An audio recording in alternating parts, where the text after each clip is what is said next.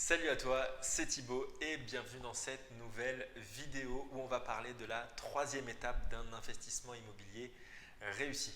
Comme tu le sais, la première étape était de se définir ses objectifs, la deuxième était de comprendre le marché et bien là la troisième ça va être de créer une bonne affaire.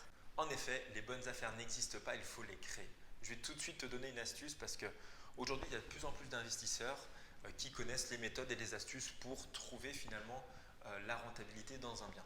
Aujourd'hui, tu vas avoir énormément de mal à tomber sur un appartement, un immeuble dans lequel il y a déjà une rentabilité à hauteur de 6, 7, 8, 9, 10% et plus. Le but pour toi, ça va être bien, de sortir de ce mouvement et de cette masse d'investisseurs immobiliers, on va dire classiques, et d'arriver par une autre entrée, d'arriver par une autre porte qui te permet justement de te projeter dans le bien. Je vais te donner tout de suite un conseil, ça va être lorsque tu vas faire tes visites, tu vas pouvoir imaginer toutes les transformations possibles. Il faut que tu te mettes aucune barrière dans la tête, aucun préjugé, même si ton objectif c'est de faire par exemple de la division, rentre dans l'appartement et imagine-toi tout ce qui peut se faire. De la colocation peut-être pour seniors, de la division comme tu le penses au début, de la location courte durée, de la Airbnb. Essaye de t'imaginer différentes possibilités et différentes solutions qui va te permettre de te différencier des autres investisseurs, parce que c'est quelque chose qu'il faut aussi mettre en avant au niveau de l'agent immobilier, pour montrer que tu penses différemment et tu as une plus-value à apporter par rapport aux autres investisseurs. C'est quelque chose qui est fondamental et qui va te permettre de pérenniser cette relation avec les professionnels. Mais le but pour toi, c'est d'envisager tous les changements de transformation, de division qui est possible. Peut-être que tu vas pouvoir faire une surélévation par exemple aussi.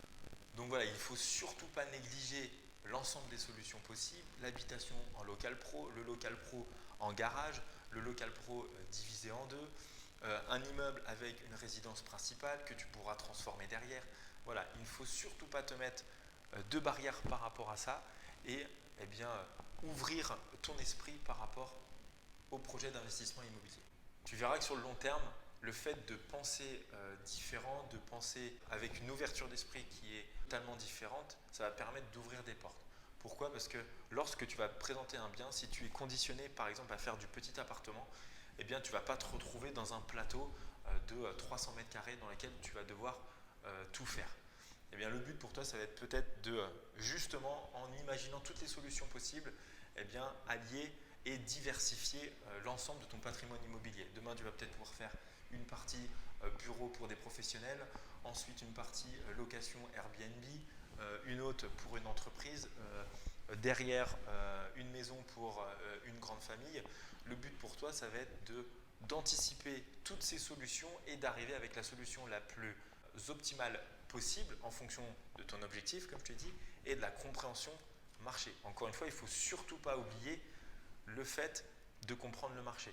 Si demain, il y a une problématique de logement parce qu'on manque de T3 ou de T4, le but pour toi, ça peut être, si tu as la possibilité, de faire de la surélévation, si le coût de la construction le permet, si le marché le permet, et de proposer ce type de logement. Encore une fois, tu as tout intérêt à te cadrer par rapport à ton objectif et ton marché pour arriver au bout de ton investissement immobilier.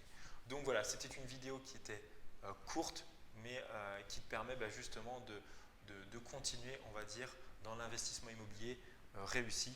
Et il ne faut surtout pas abandonner par rapport aux affaires, par rapport à la recherche de biens. C'est une étape qui est importante, c'est une étape qui est peut-être difficile, qui prend du temps.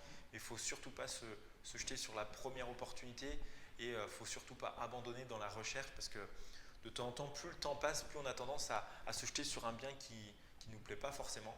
Le but justement, c'est de rester droit dans ce que l'on recherche parce que forcément le bien arrive à un moment ou un autre, que ce soit dans un mois, dans 3 mois, dans 6 mois, dans un an. En tout cas, pas se jeter sur un bien parce qu'on en a marre d'attendre de rater différentes opportunités. Donc voilà, j'espère que cette vidéo t'a plu et je te dis à la semaine prochaine pour la quatrième étape d'un investissement immobilier réussi.